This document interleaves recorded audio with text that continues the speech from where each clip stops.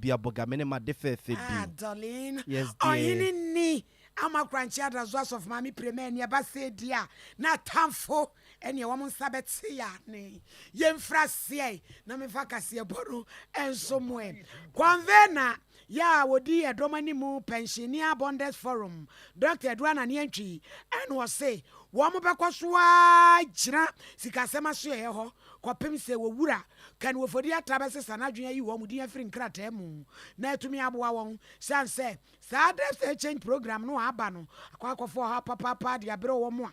And do how dear bass or my dear Emwa. One say, I do my assume pension funds to know I knew ye woman free mono. San woman so real quine, see a baby woman free son said, no one on the tree and row, and been so asher woman Emma. Now walk a sadia fa enra, or rack and for your tan some more bacaye, and was the waffle, and your waffle. The Duamo shiny say, you pay you with your free crack. Na ye ni dia, and you remember what's waiting for Trosash, Quapem said the almost say, woman sa epica. Today is Tuesday, the 7th of February, 2023. 75 years ago, on the 28th of February, 1948, just about 3 kilometers from here, veterans of the Second World War belonging to the Gold Coast Regiment of the Royal Gold Coast Frontier Force were marching to Christianborg Castle to submit a petition. At the crossroads, they were intercepted, and 3 of them, Sergeant Ajete, Corporal Atipo, and Private Odate Lamte, were martyred. They shed their blood for this land. 75 years ago, today, indeed, let me say, from last month, we made petitions to His Excellency and to the Minister. Fortunately, we've not been intercepted with bullets to kill us. However, I want to draw attention that about 4 years ago, during the banking restructuring, several of our people died. They died out of poverty because what they planned is not what came to be. So blood was shed. Now, as we stand here, we represent a section of the whole society. In 1948, it was soldiers. But here, as we stand, farmers, fishermen, soldiers, lawyers, judges, policemen, engineers, doctors, Makola women, economists, every group within the sector of the society. We are here. We are veterans. Why are some of us, even as we speak, because of desperation, fear, having strokes, and some dying, blood is still being shed? I want us to remind ourselves of what happened 75 years ago and remind ourselves of what is happening now. We are still pleading with His Excellency, with the Minister of Finance, Ken Oforata, to consider the total exempt. God bless our homeland, Ghana. Well, we were trying to meet the minister and get some information for us to look at, some figures. So that was the decision we were taking at that time. But we haven't met anybody, but at least we met the PR people who are supposed to arrange the meeting for us to meet the minister. So they are working on it. Well, we believe that if exemption is given to the pensioners, the program will not be derailed unless we are proved, there's a proving record, things to show that if we are exempted, the program will be derailed. We don't believe that. And there's nothing that we have to change our belief that this is true. So if somebody just come verbally and say, if you don't come on board, we are not going to succeed. Meanwhile, the thing is voluntary. So you ask yourself, well, the thing is voluntary. So assuming you don't exempt me, because you think that if you exempt me, the program will fail. If you haven't exempted me and I decide not to come in, will your program be successful? That question should be answered by the minister. Ya mamini ya papa no woman yen finchedu afiani a kire no mo ka bakwasem no saje tipo no odate dam tenum sabre gajes beg no abreso wo su kasre ya den krata ka kana kwa mabronyiro bronya bonani a kire soja fo abrofo sane atubraman digu wo mo su kum yen eno ho eno wo mo kasa sa bakwasem ne ti aben wo pese bi sie wo mo sre na na do krasemeti fo kwakura fo ya mo nyina mabo ye mo brawie ti wadie nana hunu ya no mo boate I was on fire from my God, Yesika 7 and 2 your hona, free bond and some no, young from common penny and another don't go for watch my PSC, Bema Boada, Nasia ye, a woman penny at ye, not see animal Case Ganaman penny, Nanado don't go for the journey to me. I'm a constitution, a diamond so, up a run, more ben soon be, says some Raswaja for the Jew mutum, the feeling Kikawabi any woman, or more Emma Jumasa swap no more M woman and Sissy, ain't me and ye pay, and I'm penny and another don't go Akufo-Addo twerɛ krataa ɛde kɔda mmarahyɛbadwa fie mi kyame hene Right Honorable Alban Kingsford Sumana Babin sɛ ɔmfa nto mmarahyɛbadwafoɔ no anim sɛ wei yɛ nsakyerɛeɛ a wayɛ ɛwɔ n'abɛn mu na sɛ mmarahyɛbadwafoɔ no yɛ n'adom na ɛyɛ appointment committee ɛwɔ mmarahyɛbadwa fie mu soso no ɛdosodoso wɔn mu ntɛm a nka bɛboa no pa ama na mamuo atumi atumpɔn na agyina yie awurade ma mampanin na Nana Dankwa Akufo-Addo ɛnɛ ɔde ɔmo di kɔda mmarahyɛbadwa no ɔmo edi na edidi so yi adanse asokɔ mmarahyɛbadwa ni Honorable KT Amondo mampanin na Nana Dankwa Akufo-Addo abɔ ne den sɛ mmarahyɛbadwafoɔ no gye ne tum na efi ne kekawa bi ani ne ho a wɔno ɛnɛ nkɔyɛ soafo a ɔbɛhwɛ ɔmo yɛ mfidi dwuma ɛne dwadie ho nsɛnsɛm so na kyɛ sɛ yɛwura alankodwo kyerɛmaten ɛde adwuma no to hɔnom no yɛwura KT Hammond na ɛkɔ akɔ akɔsi na nan mu Honorable Brian Champon so ɛyɛ mmarahyɛbadwa ni ɔwɔ mmarahyɛbadwa fie ma adehye a wɔn ɛwɔ Betifi abato mpɛsua so wɔn nso so mampanin na Nana Dankwa Akufo-Addo abɔ ne den sɛ mmarahyɛbadwafoɔ no gye ne tum saa wɔn nso so nkɔyɛ soafo a ɔbɛhwɛ ɔmo yɛ kuayɔ ɛne ɛho nsɛnsɛm soɔ wɔn nso so no ɔmo hwɛ ne mu sɛ wɔbɛkɔ na neɛ nsɛmbisa bia ne ano yie bi a wɔsɔ de ma no wɔde ama yɛwura Stephen Asamoah Boateng a dodoɔ no asanma ne sɛ asabi so mampanin na Nana Dankwa Akufo-Addo abɔ ne den sɛ wɔn nso so nkɔ na mmarahyɛbadwafoɔ no gye ne tum a wɔn kɔɛ minister wɔn ɛna bɛhwɛ chieftaincy ɛne amammerɛ ne amanneɛ ɛho nsɛnsɛm soɔ wɔn nso so yɛhwɛ ne mu sɛ neɛ public accounts committee ne ɛyɛ appointment committee no wɔbɛkɔ no akɔ akɔpiepie wɔn anim yɛwura ɔsɛ bonsuo mu asoso mampanin na Nana Dankwa Akufo-Addo abɔ ne den sɛ mmarahyɛbadwafoɔ no gye ne tum a wɔyɛ mmarahyɛbadwani a ɔwɔ mmarahyɛbadwa fie ma adehye a wɔn akua Pem South abatɔ mpɛsua so wɔn gye ne tum a wɔn kɔyɛ soafo a ɔbɛyɛ nkuraseɛ ɛne yapaapa mamu ho nsɛnsɛm ɛwɔ mampanin atenaeɛ na kyɛ sɛ Minister of State at the Ministry of Local Government ɔbɛtena mampanin atenaeɛ Honorable Mohammed Amin Adam so wɔyɛ mmarahyɛbadwani a ɔwɔ mmarahyɛbadwa fie ma adehye a wɔn karega abatɔ mpɛsua so mampanin abɔ ne din saa sɛ mmarahyɛbadwafoɔ no dosodoso no na efi ne nkekawa bi ani ne ho a wɔn nso so nkɔyɛ minister ɔbɛhwɛ sikasɛm ne ntotoɛ ho no ɛnyɛ sɛ bi akanofori ata ɛna ɔgye n'adwumadeɛ firi ne nsam na nso yɛwura Charles Adubuahe a mampanin ayi n'adie no ɛna ɔpa owura no sɛ wɔn nkɔ no nkosi nanan na ɔnyɛ Minister of State a ɔbɛhwɛ ɛyɛ sikasɛm ɛne ne ntotoɛ soɔ Honorable Herbert Krapa so mampanin na Nana Dankwa Akufo-Addo abɔ ne den sɛ ɔno nso so yɛgye ne tum a wɔn kɔɛ no nkɔyɛ soafo abɛdi akyire a ɔbɛhwɛ ɔman yi yɛaho anadi ho nsɛnsɛm soɔ na kyɛ sɛ ɔkɔ akɔkyerɛ Dr.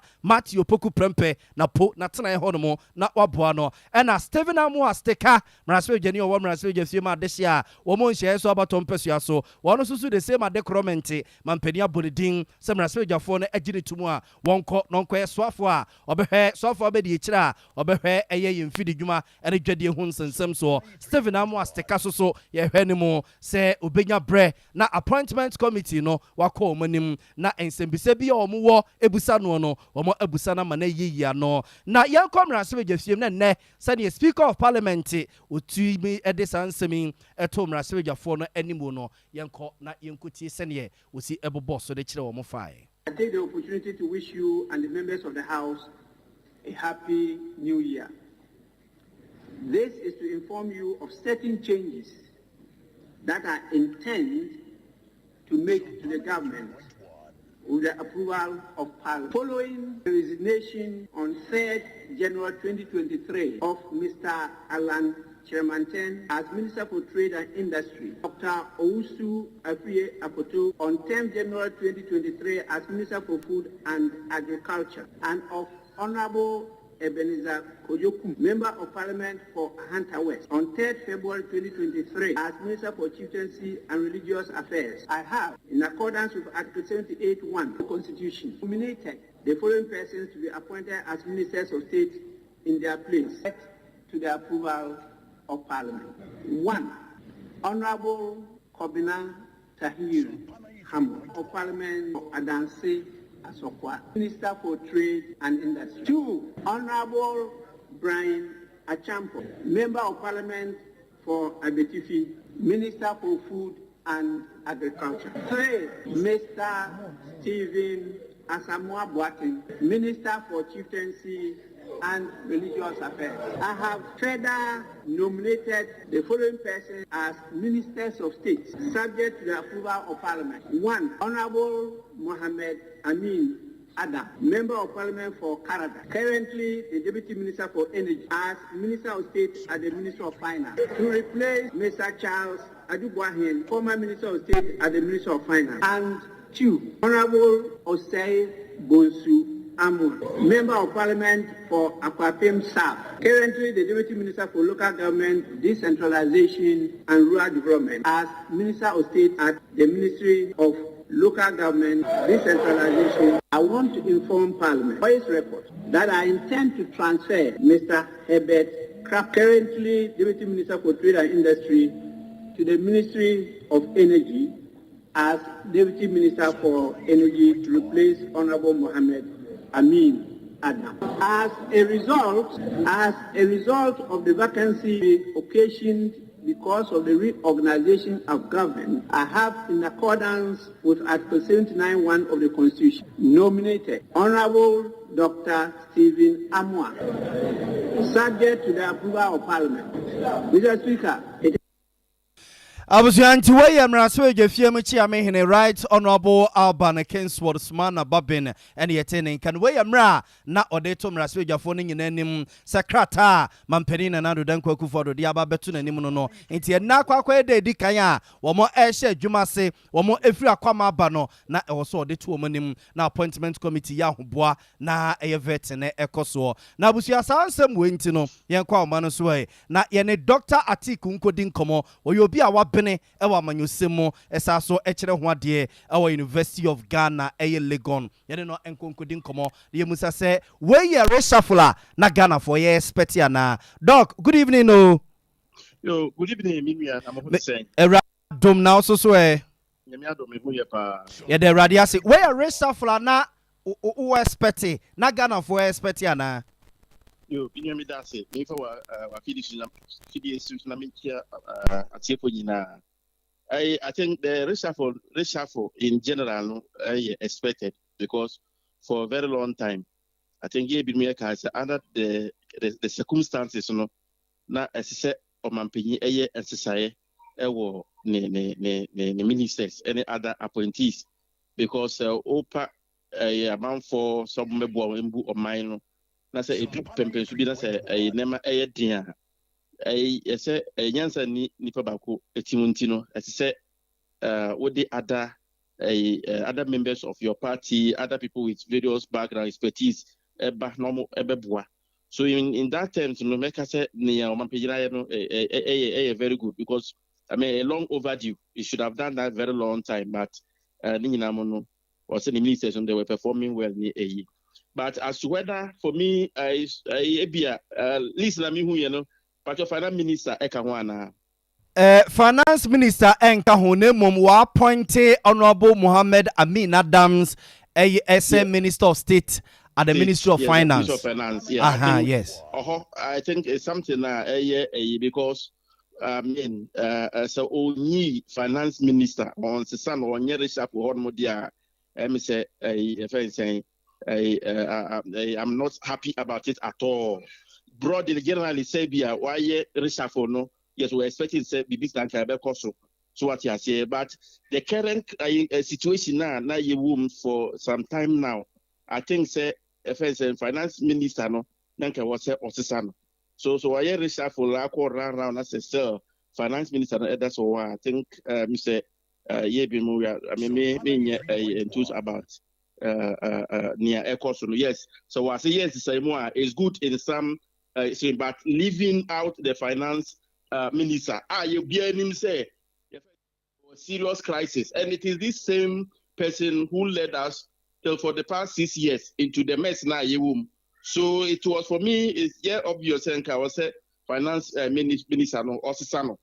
Ebia say second batch be was so but from the look of things, I doubt say Bibisa Ebekoso. So and my problem. And I was also thinking, say, looking at Katie Hammond for a very long time, the contributions in the energy sector, Nanka, me feel say, and Kawadibeko energy ministry. But I mean, say, what is about trade and industry? But I mean, generally, we're expecting, say, a very long time since I was say, society. So this about this, I think is good. But my only challenge has to do with the fact that the finance minister is still sitting there.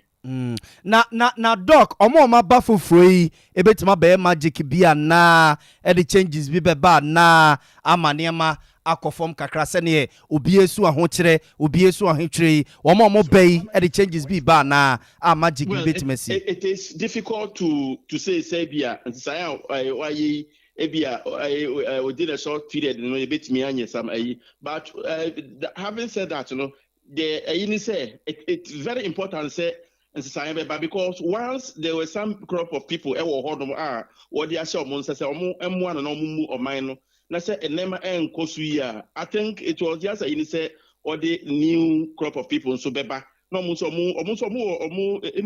their own right they have expertise in various fields in our audio and they also know about the first situation as or minor and certainly they are also coming with some kind of so certainly I'm hopeful say right, but even the changing itself reshuffling itself sometimes there's some vigor in Kropona or more ebani or amamuna. So it's a very good thing. Okay. Yes. Okay. Doc, me amfa unsia ejafe na reshuffle na banti ye kwa enim no bibia ne ebesa ba onche ne waba bedin kuma nwumre de nyame nhyira wo pa. Yo, me na me da se pa. Observe for Dr. Atiku ne ne na kwa akodin komo no obi a wabene ye pa e wa manyosem ho sa kire ho ade e University of Ghana Legon mampani na do reshuffle a oye na wiei e no wo chese ebia na bibi papa bi afri Nazareth aba.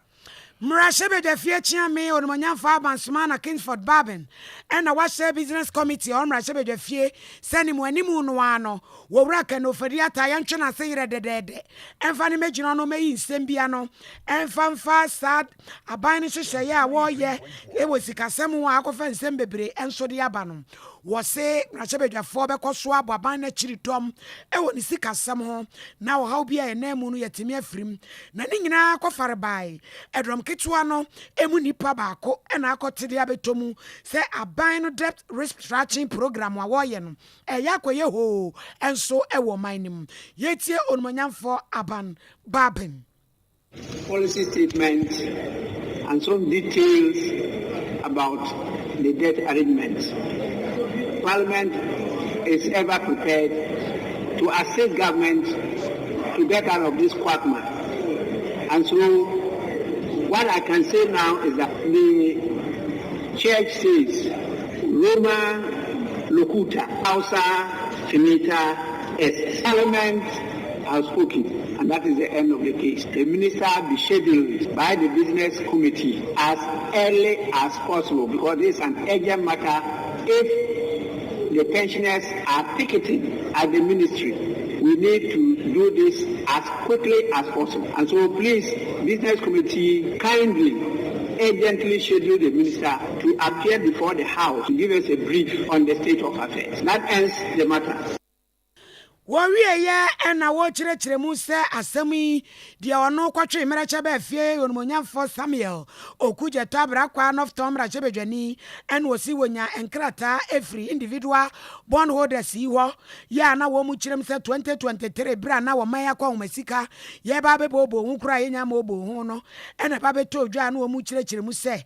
I said, Yamaka Cron, Yadia, Ankra, Wamato Bondro, Yadu Mudiba Cocaho, Nansu Betiane say, Sabre woman in Edinsu Ewubi. Tia Wako ya papa, so Rakano for Yata or Babeche Musans, Yama, many a papanum, Yamwami Gemono, and they, one sorry, I know my Jessica Sem, I swear you.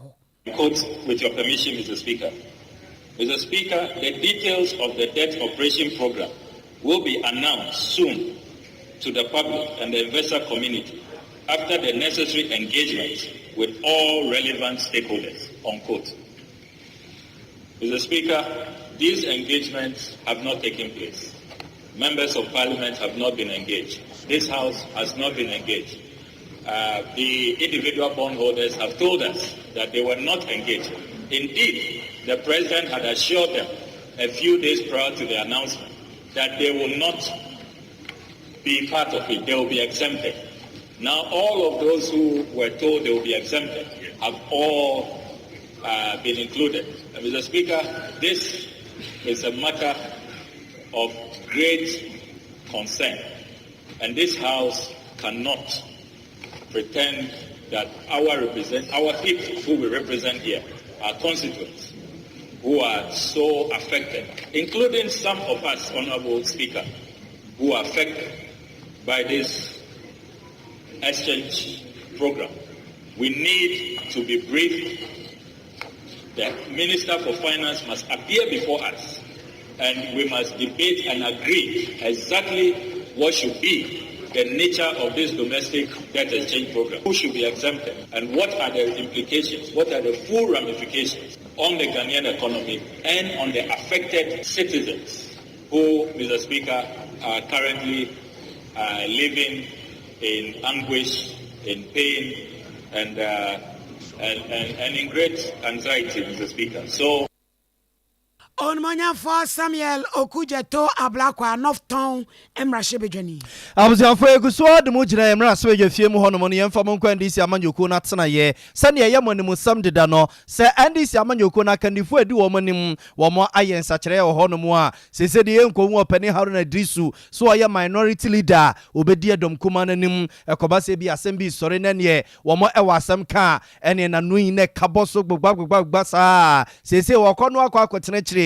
Madin ya Kessel ato force in Beba and Divoire wano enadom kumane say and ekra was saying adwuma se na sa na monto we ya and this amanjoko na tuo no eno mo nuanom MPP fo a wo mo ewo mantifi mantem no mo northern region e kire say NDC fo na kire say wo mo eyiyemu a wo mo amfa pepepe yo entusa na mo no a wo mo etuye no we ayamra na eye NPP titrani honorable Isaku eye Amidua wono akro no a esa so yemra se dwanima desia wo mo sisala ne mpotemu edi domonim ene eye ensentwefo edi nkomo kakra. The NDC in arriving at such a decision should be fair and should act in accord with the directive principle of state policy by ensuring that there is fair representation and the 5 northern regions at least should have been represented. The Zongo communities in Ghana, which contribute significantly to the votes of the NDC, should have been represented. Unfortunately, these changes took away Haruna Idrisu, who was a minority leader from the north. They took off Mutaka, who is a Zongo man. And so Zongo representation and northern representation has been taken out of the NDC leadership, which is a complete disrespect for northern part of Ghana and for the Zongo communities. And we think that this must, the media and Ghanaians in general, we have to draw your attention to it and to let you know that we feel that it is not fair. Number 2, the process of the change itself is problematic because in every political party there are processes through which you make your changes, and NDC as a political party has structures. It has its National Congress, which is the highest decision-making body. It has National Executive Committee, second highest decision-making body. It has Functional Executive Committee, and as you heard, all the NDC members of Parliament have said that none of these bodies was part of that decision-making. So who made that decision? It wasn't the National Congress, it wasn't the National Executive Committee, it wasn't the Functional Executive Committee. So somebody or some few people undemocratically decided to remove Haruna because he's a Northerner, decided to remove Mutaka because he's a Zongo man, and that is not good for our democracy because we have to be fair and we have to ensure justice in the practice of our democracy. Abusia wa yamraso dwani o wamraso dwafie ma de so mo sesala is about on pesua so nti MPC a wo mo enchifiri o mantifi mantam ene ne mpotam no no ene yetitire ne da wuma no a wo jane nuanom na mu de atodwa se ekwane andisi fo fa so muntaka ne Haruna Idrisu nom wo mo eyi wo mo free honom no wo manfo buo ene enidie amade nuanom ti so mo kọ no ma asa babiewa enka ebeboa pa na abusia obo ni nkro nyina awie ye no ena ne nua NDC mrase dwani one so so yemrase dwani ma desia wo mo se hwedwabo so abaton pesua so honorable kwabena minta kando eso eyi na no gidigidi bia ne ba bia de ni ewo gidigidi ya ne se nakopon be ya dom na yatumi atu MPP4 na o hawa Ghana man ekomo no yatumi abeyi so hawa na free ho minority no leadership and a party mpanyifo ene ye party mpanyifo no edom adwen bo na omoye nsakra kakra nsakra bia no say papa say boni uni say amanfo be kasa wo ho eye yankasa efi asem ya me adaroma endra ye council of elders wo be hia ye edin komo kama mo hye ye nkran a asem bia ne ho omo so the new leaders no eba be kire ye eda wo mo kono nso ase nti ene ye ba chamber nso na be fa wo makunya a obi ye adwuma ye nyina ye to mu chi den a asem bia ne ba bia bi nti yeni problem bia say the minority for Canada almost say leadership is not the fair representation of how it's supposed to be. How many kasa? What do you say to that? Why many kasa? MPP for almost say leadership minority leadership. Why? I almost say concentrating on our mind here. Or minor say no depreciation of the city. Or more concentrating on it, and then inflation will be a drone or more concentrating on it, and then sabi uto ade ayento and only again for the asha monsa who opposition who government sabi imprevious and kasa who ye adwuma ye de ade asha wonsa was away who government who the way other side to away with the actually way internal leadership arrangement now majority matching it majority for no more press conference on minority as a minor Abusia ono so se amraso adwani o wamraso adwafie ma desi o mo se hwedwabo so abato mpeso so ono abo kwabna minta kando ne yete ne nka no ntie ne yesi o amraso adwafie mu a na ne nuanom MPP for de so bo ebo NDC so manfo buo ene onidie ama muntaka ene haruna nom no ene wo che se basia na che so se o man no abo ade na ye de aso o mo nsa na wo so mani kon no ena hwebe bi o mo de nam ono abo kwabna minta kando na ye toa so agina mu mrahye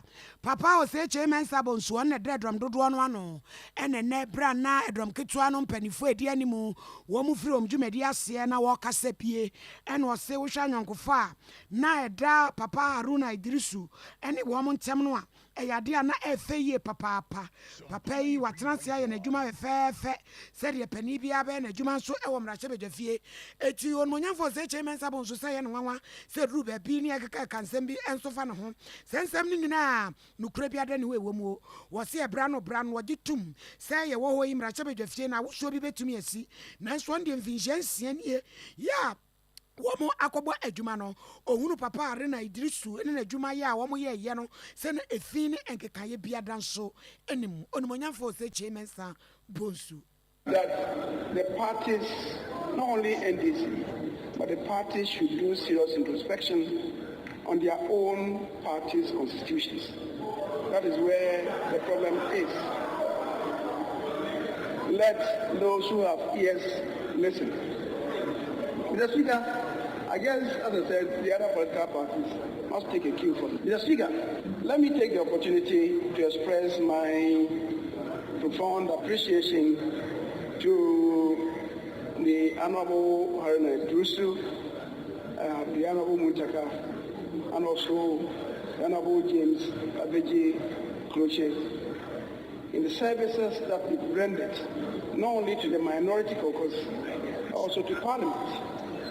Mr. Speaker, they've been of tremendous assistance in building Parliament as an institution.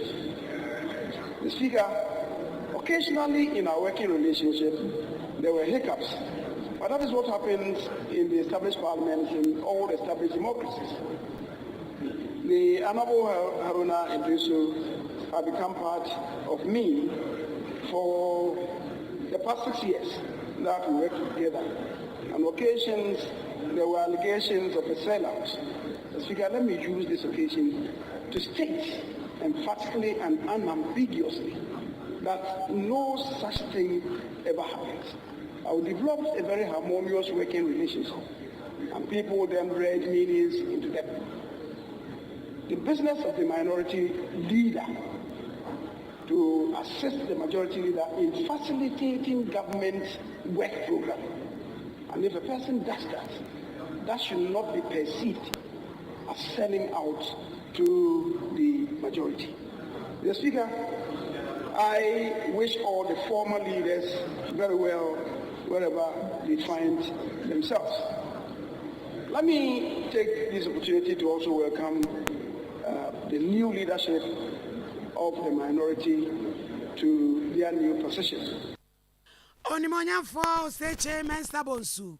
No we na Dr. Kessela to for sia ono ena sabre edrom kitua odi wo manimu so e kasa na wode na welcome address e to mu no se ba wo maba mra chebe dwafia sabre wo mu gina mu no mabedi edrom kitua nani mu no ene adwuma nti ene wo mu gina mu wo mu de wo mani bedi aban no nyumadi nyina dachi se fanfa ye ne nkontabuo hihye papa enso ebetumi aye adwuma wo mama medi agrokra nti wo hye ni nuanom e wo mra chebe dwafie edrom kitua ni nyina enkran si wo mu nta wo no now, Mr. Speaker, the people of Ghana looks up to us to mount a barrier between them and the Western standards of governance, especially because of the hung nature of this parliament. Mr. Speaker, this demands the highest level of scrutiny of government policies and activities to prevent the infliction of more damage and pain on an already weary and overburdened populace. It is unclear, based on the history of the majority side in this House, in the 8th Parliament, whether they are motivated, like we are, to put the brakes on the very poor governance we have seen so far. Mr. Speaker, I can say with all the confidence I can muster that we on the minority side mean business and we are up to the task. Again, Mr. Speaker, we are simply unwilling to countenance any more bad governance, and we will insist on the highest level of performance from all government officials and institutions over whom this Parliament has oversight and jurisdictions. We are unwilling to be part of any negligence of duty of any sort, and neither shall we tolerate any lackadaisical attitude towards the work of this House by public officials. We will maintain the highest level of vigilance and offer intense scrutiny of government programs, policies, agreements, bills, and legislative instruments. We will also not compromise on what we earnestly believe to be the right thing. Again, Mr. Speaker, this is our solemn pledge as the Minority Caucus under my leadership to the people of Ghana. Finally, Mr. Speaker, I wish to thank you, Mr. Speaker, for your strong leadership of this House and the very long years of public service. Mr. Speaker, I look forward to working closely with you and the members of Parliament in this my new capacity as the minority leader, and to ensure a smooth and orderly execution of our mandate as Parliament on behalf of the people of Ghana. Dr. Kessel, atofo sen wono na sabre wodi edom kitwa no animu emra shebe dwafiem. Abusianfo safe no abeka en ho ayeka wo se Sompa 93.1 FM enwumre no nsi akase na nsan ba bia wo bia no yegusu ede ma monster bia no wadwenche no nsusuye sa wo de ba odwane we social media platforms a wodo no nyina so a Facebook Sompa 93.1 FM Sompa 93.1 FM and YouTube Sompa TV Ghana wadwenche eno nsusuye no nsama ya brobro so nyina no wo de ba yegusu aye be kase no ye be kenkan ede amamo sa wo tie ka osunyan ahafo buno isane ne mpotemu a aha Sompa 98.9 FM Sompa 98.9 FM and asante bantam ne mpotemu nyina asoso ye Sompa 93.1 FM yento akase no somamo na inform frame rasebe gefiem ne yafa akase ne nkonsem fufuro mo ye de mo ekọ ankafo abonten so na oyine popropo won potemu no mo na obra asankoma asa otoso miensa eno de afutuo koma mampani na nado danko akufado se sekobasa na ba ne etu ana monfufuro bi ade nhyehyɛ fufuro bi aba eya omunya nkasa ho ene nkyerɛkyerɛ ma Ghana ma de hye ne yanti enwase ansana sanamo no metu a wono atu se ye ka ye ken mampani na nado danko akufado na ban tabiro mani nyina akwa MF ama mo de bibe de debt exchange program eba obi ante ne ho ase abane ne nkrofo nko ana ti ase ene omo nko ana magye ade aba omo bo a womo nkyem ma Ghana ma de hye yanti ase bie na mpese ne abane atu anamo a ye no mo akwakuto no mo bia ene sa ade achi ade say yes ye friend crofo individual bond holders ya womo se haircut ne se ponkujo say yes sweat ye womo so omompe sencheche ne koya enkomade ye memedru ba bia ye gina sesei na na futu a wode mama mpani na nado danko akufu ado eni individual bond holders aseme odabe abanala wanyo bia anwe ho abanala no firu there oya aban entru na the masama otidemi oda aboto Ghana na nchechira party wanchirobia ahemfo la ekwafu la apofo la wankyerɛ bi ahwee na wɔyɛ pensioners a wɔyɛ farmers wɔyɛ fishermen wɔyɛ administrators wɔyɛ ahemfo ɛdɛm nkurɔfo yɛ ama abɔ wɔdini na sɛ ɛde policy anaa ɛde adwene bi de ba mmaa no mu na nkyerɛkyerɛ wɔn a muwura adwene a wɔbɛgye atom a wɔngye ntom na sɛ wɔangye antom a ɔmfa basabasa mbɛma no ma nti sɛ ɔde policy bi aba ɔman no mu na ntaase yie adwuma mmɔre a wɔayɛ basabasa aban na wɔayɛ aban ɔno na wɔayɛ ɛka kyerɛ aban yi dɛ sɛ biribi na ɔde ba mmaa no ma ɔntrae paa ɔmbɔ no mmɔdzen dɛ ɔbɛ educate amanfo ɛma wɔnyi no adi nkɔmmɔ ana ɔnyɛ amanfo adi nkɔmmɔ ama policy no bɔbɔ ada nyɛ nyinaa yɛ agye atom na aban ɔntum mfa policy a ɔnyɛ policy papa mfa mbɔ ɔman no mu but wɔama nkurɔfo antaa abusua nti wei ayɛ ɔyene pɔpɔpɔ wɔ ankafo ne yɛte ne nka no ɔma no nso a sese sɛneɛ yɛamanyɔ sɛm asi akɔakɔyɛ ɛne amamuo asa akɔ te sɛ amanyokuo bɛdi nkunim no nko a ɛne ne nkurɔfoɔ ɛna ɛba bɛdi adeɛ no na ɛkasa kakra de fa ho ɛmane a yɛwɔ mmienu a sɛ bio tafrɛ kyɛ sɛ ɛkɔ school a bɛyɛ politician a ɔnkyɛre wankote na adwene yɛwɔ 3 types of governance yɛwɔ traditional governance na yɛwɔ administrative governance yɛwɔ political governance na mamu hui dɛ mpɛn pii hɛ politicians sɛ yɛto aba mo hɔ na wɔba assume power political governance nkotee na wɔde yɛ adwuma wɔbu man with political authority wɔn tuma a wɔwɔ na wɔde bu man na ade bi aso sɛreyɛ na ɛmɛtum no ɔhyɛ wudu pii a ibɔ wien na akahyɛ gata nti ɔwɔ dɛ ɛma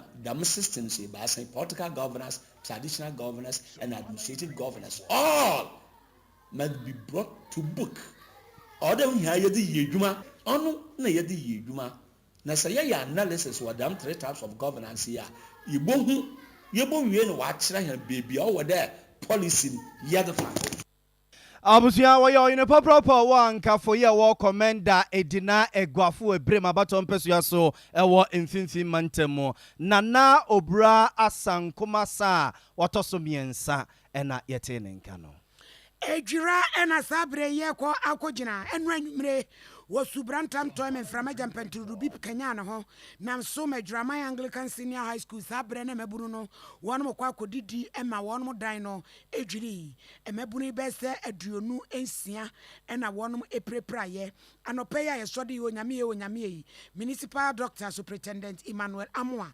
Sanquadado, Duanwada, and Ye Womukofia, Bakudia, Yedinico Jamase, Ya Wakwaje, Ayashe, Ye Papa, no pay one is and Trevor on a church and Commosentia Batino. And Komakoma and Somia. About 47 students are on the Omba Hospital emergency for care. Na yeshare one and drana dear Nanka out of the 47, 5 and they are severely injured. Na others no omo some minor injuries. Ebi omunya bruises, ebi ohola na won fin na ye won ya, won sisi na ye won ya, ebi nom so na won ti na ye won ya.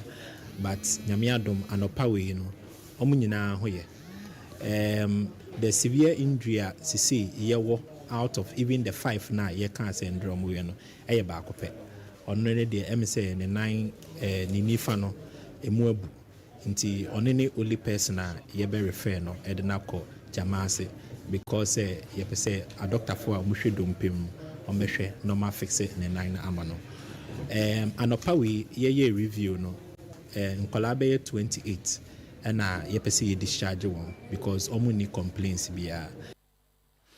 Na we ye pe ena Monyanfo Mohammed Brahma ya wono so ye mrahye ono so edina no etu mu bie na ebra wakọ ayasabe ahodo akọ akwahwe se de nkoda no wono mo ho so etie no wosre wono meka bie wo mo so mu nyina meboe na sabre de dan ni ho no yemfa papa ntintim enso mfa ma won Edwama Senior School. Enyini, was like by this time you decent dining hall. You the block and I sit dining papa. Yes, kitchen. I can't want beboa. I must say, baby, I been one Koran, and baby, I'm so much now. I did our Sebe Abutoyemu. I will school more. And now, baby, structure now. ɛnyɛ structure ɛboa ɛyɛ wall a yɛsi ne dwarf ɛna yɛde wire mesh afa ho basa no a mframanya kwa awura mu at any time bia no ɛma itimi epija roofing no at any time bia mframa kɛse bia ɛbɛfa eti yɛbɛgyina saa kwanya wei so fi kɛse baabi edu bia no na yɛaka kyerɛ minister for education sɛ ɔmma n'ani mmra adwuma senior high school na ɔnhwɛ kwan bɛfa so a betimi anya befitting dining hall ama na ne kurakura mu ɛna director ya wɔno so gyina mu owura kwasi haruna wɔno so ɛka bie wɔno so kɔ sukuu ne ayasabea ahuduro ne nyinaa mu ya wɔka kyerɛ ahwefo ne abata ne sɛ sukuu no afirase a ɛkɔ so nkɔda ne egusu ada wɔnum esua deɛ eti obi bia nka na koma so ɛnto ne yam wɔn so makɔ hɔ anɔpɛ teacher fo no gyina hɔ ɛkyerɛ adeɛ kama a bibie ɛkɔ so enti awofoɔ ɛnka wɔn akoma nto wɔn yam na deɛ ɛbɛsra ne sesese no dining hall ne so pae no ebihia nkyɛnse ebihia nnua ebihia anadoa na carpenter form bɛboa ama yɛtumi abɔ so na agyina ne nan so bi mu tie ɛbɛsra obi bia obetimi ɛde saa nneɛma yi bi bɛdom yɛn sɛ yɛ NGO sɛ yɛ government sɛ yɛ municipal assembly sɛ yɛ individual bia offense obetimi aboa yɛ kwan bi so no yɛsrɛ nsa ɔmfa nkan yɛ na ɔmmoa ma yɛntumi enye ne nane kyene ya na nkwala no entumi nkom kodidi ma asomdwe emre school Abuzanfo yɛn to akase no so mamon yɛn fa momfra adwura bonten so ne yɛn fa akase ne nkwa pomde ne ho nsensem mamon tua sɛ oh my Ghana dear ne wiase nyina COVID-19 wakwa da ne kontronko wi a oda mansan kuma ba besensen yikomu a ye kyiri ye nde kura no a sisi de oni ya ba betena na mpanifo mi apomde ne ho nsensem so wasantema sei airport da ro se obi bia COVID-19 vaccines no panie no ongo obie no tutu amerikai wo mo abi o ma prato wonom bra ne be obi na no ne kwan a betima fa so kwan ba ko pɛ a ye fa so a yade ne betima di sunkunim eche wo se dai a obetima nya hoden akode atia yade no eye se obe wo pane no mo so a wo ma wine nom ne ade a wo mo nyoma dwene so obe kwa ko obiem no wo mo ade afutu kode ama wunum Dr. Emmanuel Oforitin Kran eye penimpa ba santema se a apomdene ohweso boda ro na so ehia se ebebo if you say results na ye hwehwe ni yenyae iti ne hia say ye ni nipa be kasa na e be encourage omo na obronika no motivation say de be ya say wa wo baako a obeba be wo bienu say wa wo mienu na say hia say obe wo booster na wa wo omo awomu obi da no na nso wo aba be wo baako nti efi 8th February sa edikosi 13 February mount very intensive campaign in our Ashanti region now you focus on these 20 districts no ahwe say ebetimi enya coverage no ama akosora now so yanko aye ntimi nye nti ebehia media no ene amanfo nyina emwa na okasa kire na ye hye nipa nkran say de be ya on be wo pade no ama yetimi asoyare no ana ewo Ashanti mantam mu ha se ewo panel na ye nyina nim se ebeboa ame ate yare no so ebeboa kra me yi yare na fi ho kra ana se wo yare no nemu ye din kra enya de ebetimi akun na yabo enipa nkwa ho ban na yetimi asevu sika se vaccine no any life se see a efa COVID-19 Yes, so that say Dr. Emmanuel Tenkran ye penimpa oba santema se a apomdino wo hweso ntikyene ya meko na booster wo se wa hwan no yakwa ko wo bi ya da ho aye wo pani na ni obende me bua me wo bi dada no asa ko wo bi ase we ni ye me ma wo tu na asa ko tere me omsi we no na kyese awoso no so ne mo wo adwuma wa mo na wo adwuma otu asa ko na wa me de besa wo me sa ma otu enti enko booster no prek wate nsuru enye hwe why mate ko ba na ho ya na de che na ko na ho ya de che na me ko mate ya kwai Kentampo South, Yamamini Papa no womu di atia cashew one sem na mika yi and womu su say 2023 abandoned in Shaba Sekiro Nian tonum 50 pesos. Nanso awura no ma yensem obi a etono. Eton 50 pesos ne 50 pesos. Into amo freight three crop development authority. Send money moon one woman for many mehim. No amo meboa wonum papa. Send say unti sa abandoned Shayaba. Send on woman fanto. Nanso woman fanto na esesa foni na ye kire won. Wo wura je ne mkodom. Ena di asem ato nsentwofo nim. Ya wo san kora kire mu say 1 factory come to minya processing factory bi wan kentampo a eno wo bunu apoyi anka beboa san say na nanu medu atea no dodo no a eho eno mo enkrofo bi a o betima ye joint work bi na say omo abebie factory bi e wo mpotam ha e di amaye a anka beboa pa se cashew no ni bibia no ye ntontwene ete se abe eni koko ni bibia ye ntontwene se uchim ni nsuo no se ya eno no yetimu de ye wine yetimu de ye potashi yetimu de ye whisky nom na ayi ena na dua no a ye chim nsuo no nsuso no se wo hata na se wo yamo a wunya so ya bi kakra bi fra wo betimi de amankokɔ emprako enom ne nantwie nom ne ade oh ena ni nsuo no ankasa bi nsuso no yetimu de ye tofi a kwala idi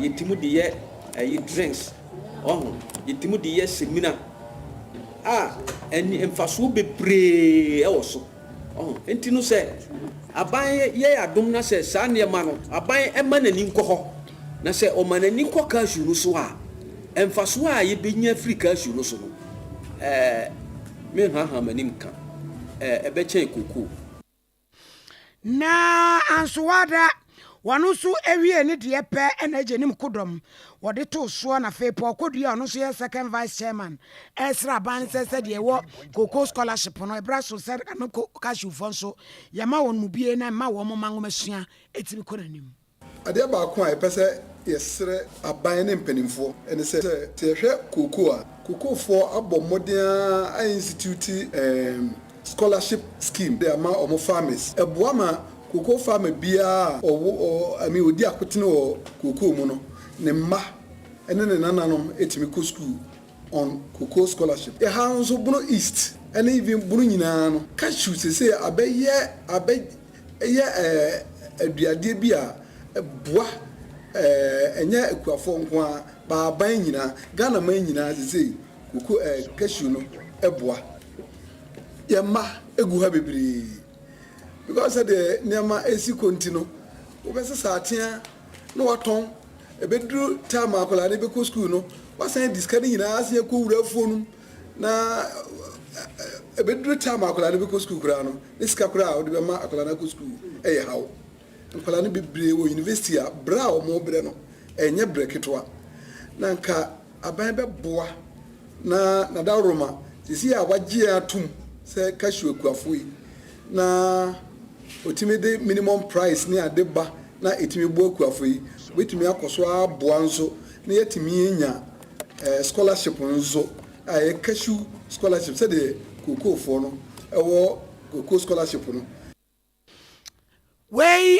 ene nsema efri bru apoye Ketampo South eba ye nananom atia wodua bie wo mo sere mpanifo so onye nhyehyɛ pa bi ema wo na nana go so man hene nana akwasi bosompro dikan na oche se usai kon kese e wo wifo so se mrancha de maba wane nam kromo no ba chechire a wo mo mpa adwuma nye na nso wi wo mo nom no se nkwan kwabra ne timi twi no ojemu nso timi menana pampam bia obennom no enya asem ketwa krono so akwa yinfa ba ye nyina abonofo sam niama nsam fota nyina mrante de maba we eneye no wakantam edinsia wiabo aguso akotafre na batwe sekwan bia so usakon e wifo no so wode sansam tudwa wabra na oya amamre ne amane na waje na natwene bo a atomu se Sompa hene ewo goso Sikaja tumia, ma why be 2 for Daruma, a bit, and now why I found another some prasua. Yajina, Betty as to me, so a dear man,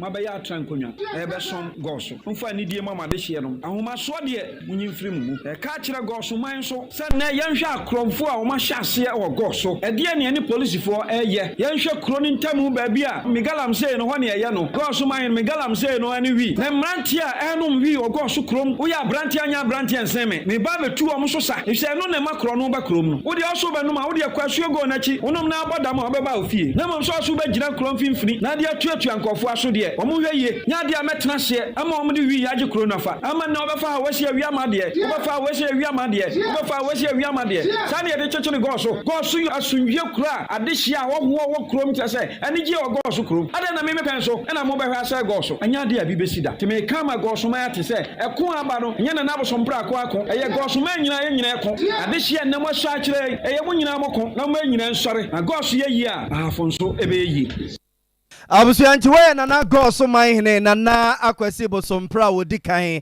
ene yete ne nkan na na twene bo a wono so so ye amamre ne amane yeso aye ereche na na go so man hene esoso ediwe so Sende dino etieno sompaine ya yebi ababedu sa pempenswe anana awuse ya adwumaden ana odi sa title we edi maame na onya ma ya title na ya adwuma ena odi to me edi ahye me sam say de otimu say ya be adwumaden na emrantie ne ababa wa ye do so kromu aipa na tabia meka say me ya adwuma me ne emrantie ni ena ya adwuma etina na wa agenda kese pa edi makro we eti agenda bia na wo a opese oto anamo amakro we etumpom bia no ye disappoint no Enti we eye Sompa yine foforo kra e wo go so abonten so na tweneboa ena yete ne nka no. If you never sail it, I come could I take I'm a Japan Vare Ja Rastafari Selassie. We madam. I we madam. Why I say what a grandma. Why ya gwan. Na my yankai tinana we dey say. Twaso. Are. We taba yeguanim. Taba yeguanim wate. Yeguaniwa. Ni etie sim ewo epoye mantam. Was one for set Kwame Champon and wakon emprobo ewo mame krobo ye no afram prince said ye nyina edim ni se timamufo ni mfra ni fo ni dia boni ya anya sam ketwa me nipa bi afifiri mu emajapade bebre nso na aseye ne bra wonom ekopie mu ewo mame krobo no na na chesa asem no akwa ya rewo cement me wase a aba akuafo no ene mfra ni fo no so entem regional minister ene ne dom wo mo ekwo nananom ehemfo na so ekwohwe se de ne eniema etie ankasa abambofo be se ahanu ene de wo makogu a wo boban na no no ka kire wo se won manfo mo shebre nto wo nsem na wo ma asumdwei emra ho rahu se mo mo ne se empempie no obako ho kodi mu a na koda ne nklubo foforo na aba no sei no aban akari sika asi eye eban kese ama omanfo a ewo ayemwa ewo eye mansini mu ewo ye kuro ba ko ewo mansini mu e friend wawase menim se ehun semsem no nti ase no yegusu a yesi hu nkonwa abani yasan akenya mu a yepese yedi bibia eto ayie mansini ebo no ho moden eto nsafre ayemwafo nyina se wo timtim edin wo pese ohun bia wa ayemwa wo mansini yemu ema etodwama yetuni nyina ho anamonfe aye nia esefata se wonsa eka wonso ne wonse so bambo wonsa beka wonso ne wonse so asundue ye de mawom bi sure bibia nkran ekuafo beko ekom wonfuo so beko wonnuma so won di dwa beko wondwadie so wo wie ye epen wodi kro wa maame krobo enokai enso editu mu bie se wo mpene to mpene no a wo sra bambofo ni mfura nifo ene wo ma na ntwie yenyi wo mu mfiri ho Tiri radio so say frani ehini bi ka say papa bi aye DC no e wo fa na ono de mra hye nsem agi sika free for friend for ho wa fa mana no wo twetwa so na say be onipa na mo kana sem no say asem mo nim onipa ye adwuma to original best farm no no akotwetwa gina so say o gi friend for sika as ma frem sem mo mra kan mo ma chem sem mo wa fom memra a me be dey na me ma bruna kan ye de ka ko fa ni na e de bai nti yade ne nkrofo na amini deda se ne omuni ebeye ne omuni ebeye na sama na efe billion ye de person ka woni nie na ye bisa no ehu asem na saa platform so asabi omukọ ọkọ ya saa nyam blessem adwen be na odi mo mo ansa na se ya bi yakwa se papa no ntuma kwa na bo papa no mu na brantie kwasi tumfo a wo firi mu no na yire Rebecca Agbovi wo wonkwada nan woni wosoafo ikasai se wo munye di obetun biada na nipa kora nam ne sunti enei wada na wo be kurafo no wonyina mra no anim nti ogbo no ahogbo na so a na ogu ya o ma beku no sese minye adwuma bia nkore yi hwan na behwe na mame nti se ne maku ni de se mo bua me na mehwe nkwala no eno na hia me mi wawrehye disi ni mu se wo behwe na o anhwe ne dia de bia me ni mane be ye be kwa kwada ni fie because mi nya diska entoduane mankwala yi ni ni adwuma bia ye ono na ko no ansa na ye didi sese o ma beku ni ye den finanu nyina ye ba ha aduane e be di ye di mai yo mame eni osodi o Abusuan fa kase ne nkowie wa twemangwa biaja eye South Abaton Pesua so na emraso adwani o emraso adwafie ma de so mo atwemangwa biaja South eye Honorable Emmanuel Eje Anhwere samba ka sene nso a be na wotwe mu ani na eja to fie bim ewa bua kwanso nyame ya abusua se ehye grabu na MP yakọ amabusua no akọ akọchechi wo mura wa se wo bo se mua bi esafata bia no wode bebo abusua no amoma asa gina biu Aturenchim atobushi. And say, you can't say, I dear Chin and Jason Kufra. BBM, I said, I said, I was some, see, and I mean, had yet, and the chairman H. By MC by a pay for by MC myself, come by other chambers. Now, the American say, Bushan yet also a moment. Yina nipa no yesoso em say e be ye em say akwa abanse be hwehwem ehu ye ma sa atorenchim eto oni nyina say yina no e be bomodin na da hwe ehu yi ewo na motum efie mesre so say em say I say akwanye bi ba ye fa say for send the jadu yafo e be check amount for kwan e fa so e ma ye be no ka say ye be protect Abusuan wa yamraso adwani o wamraso adwafie ma de so mo atwemangwa biaja South Abaton Pesua so asantema say Honorable Emmanuel Eje Anhwere ene yete ne nka no yensi Anhwere o friend say senior Anhwere senior we wanika